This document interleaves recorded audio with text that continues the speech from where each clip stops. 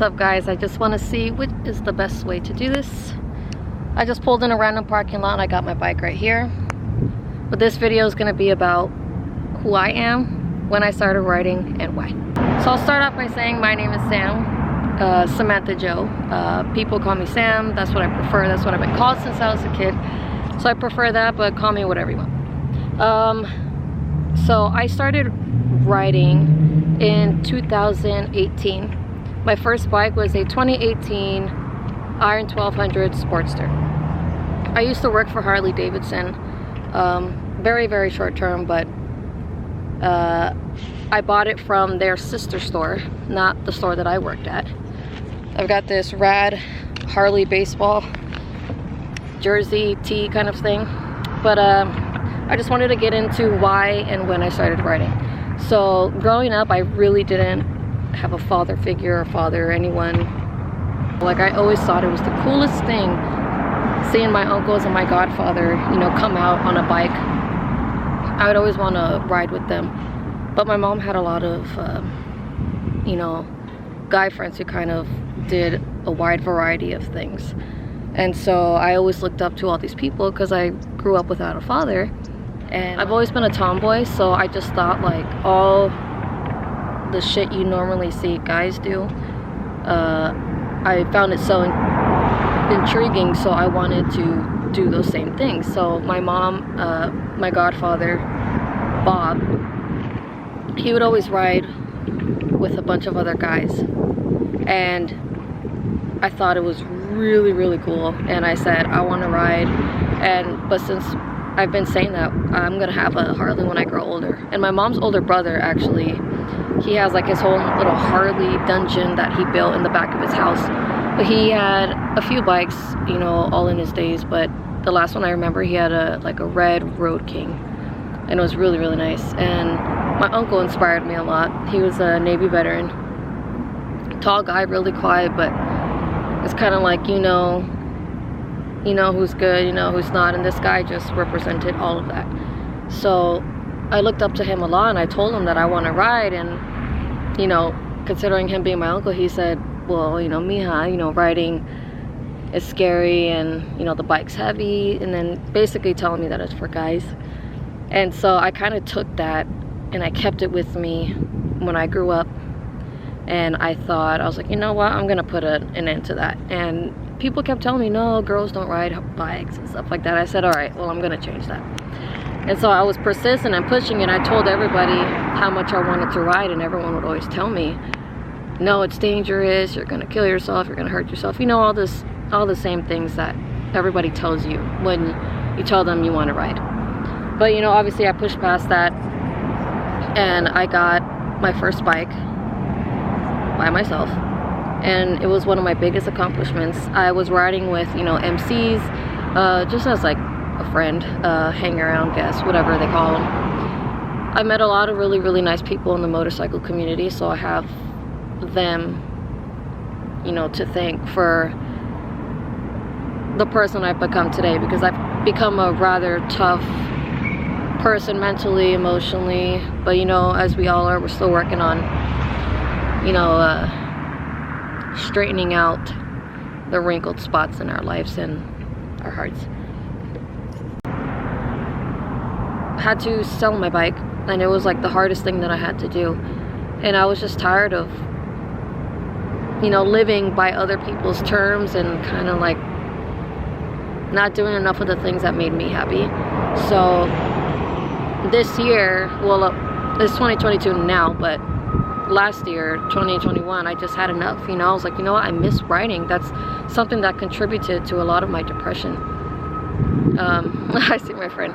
That's something that contributed to a lot of my depression. And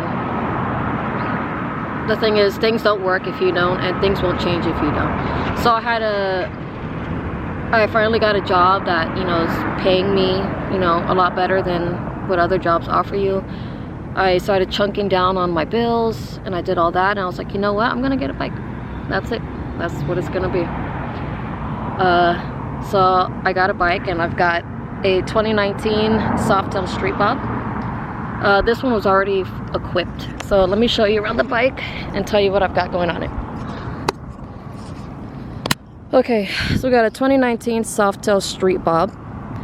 Let's start with the fairing. So a lot of this came with it and saved me the money and trouble of having to do it anyway. But this is a Memphis Shades. Ooh, I forgot. I'll write it down, but it's a Memphis Shade fairing. It's obviously the black and then the tinted one. I'm so sorry, I forgot, but obviously I love my Dodgers. My family's from Mexico, so I had to put that there. This intake I've never seen before, but when I saw it on the bike, I thought it was pretty rad. It says, let's see, it says Hypercharger ES, but it's got these cool little things. We've got Vance & Hines mini grenades running on this thing. I'm a fan of short shots. I just think they have a lot cleaner of a sound. I've got a Saddleman seat that came with it, thank God, because these things, everything that's modified on this bike is really costly.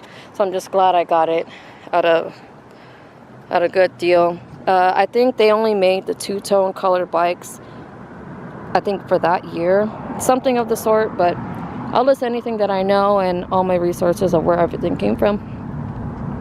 Of course, my favorite, and I'm pretty sure a lot of other people's favorites, the Simpson helmet. This one is the Outlaw Bandit. I think there's the Ghost Bandit and the Outlaw Bandit. But I love this one. I used to have a matte black one with a mirror visor, but I did go down. I still have concrete on my skin, but I went down in 2019, a week before my sister had passed. But this one is the gloss white, and I've got the what is it, shade, I don't know, I'm really bad at this stuff, but I recommend Simpson. You know, the fit is right, it feels good, it's not too tight. I bought these waffle grips from Revzilla. These are the Vans waffle grips. They're pretty fucking bitchin'.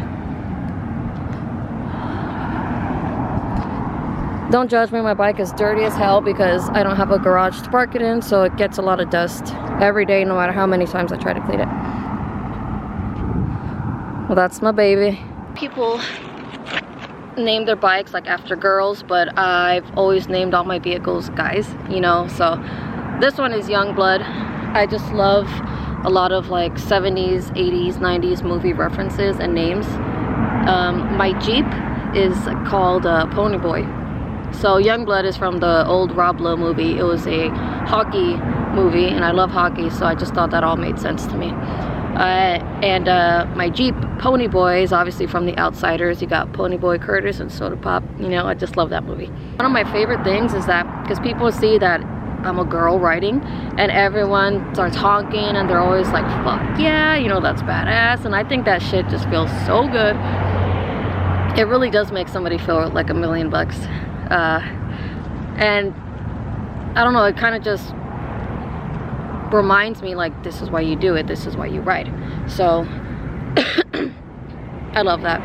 Everything that comes with it, the events, the riding communities, the people you meet are really, really kind, you know. They have girl groups like the Litas, you know. I haven't ridden with the Litas yet, but I want to. Now that I got my bike, and this one ain't going anywhere, you know. I love this bike to death, and I'm really, really grateful for it. But this is my message to all the girls, or like the new riders, or people who dream of riding. Ultimately, your life decisions are up to you. You go for it, you handle it, you know. Don't let anybody tell you otherwise. Obviously, take care of yourself, be careful, always ride as if no one can see you. And that's the most important thing. Like, I'm always on high alert. Like, I'm scanning everywhere, left and right, up and down and back of me. Don't worry about who's behind you. You take your time, or just pull over, you know. Don't ever rush because someone else is making you feel that way, you know. If you want to ride, get out there and ride. I suggest you take the rider's course because you learn everything from the ground up. It's a 3-day course. It's not expensive, and trust me, it's all well worth it. You will pass it.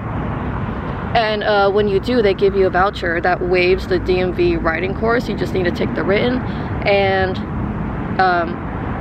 I think if you bring in that you passed it and you took the rider's course, you can take it into like Harley or Cycle Gear, and they give you a discount when you're trying to buy like your first riding gear or helmet or anything, which is pretty rad, and I love that they do that for the people. I took mine in Simi Valley. It was the Ride Right course, or no, MSF course. There's MSF, there's Ride Right, and then you can go directly through Harley, and then they have whichever Harley participates in the riding course, but they have that option available as well. I highly recommend you do that. I watched a bunch of videos before I started riding, and I just learned, you know, the basics, because I didn't know anything. Even after as much as I spent the time I spent around bikers, I didn't bother to take the time to learn about everything else. So just do yourself a solid before you hit the course, so you're not going in completely like blind to it. So yeah, that's all I gotta say.